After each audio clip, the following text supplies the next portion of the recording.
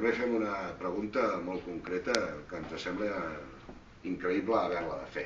De fet, és un prec, no? Que és al voltant de l'IES Bosch i Gimpera, que és un IES que està ubicat en el barri del Coll, per tant, al districte de Gràcia, en el que a proposta de l'Ajuntament, o la proposta de l'equip de govern de l'Ajuntament, és que aquest any ja no hi hagi més matriculacions per l'any que ve i que sigui substituït per un altre institut que, atenció, està previst que estigui en funcionament el 2011. Francament ens sembla increïble.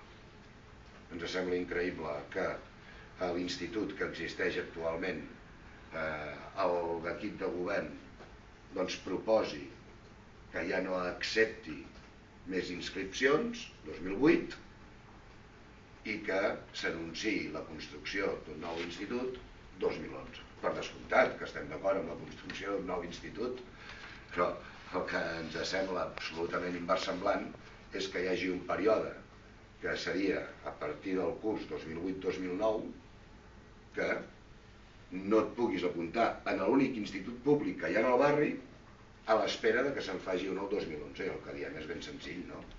Que es garanteixi la continuïtat d'aquest institut fins que estigui fet el nou.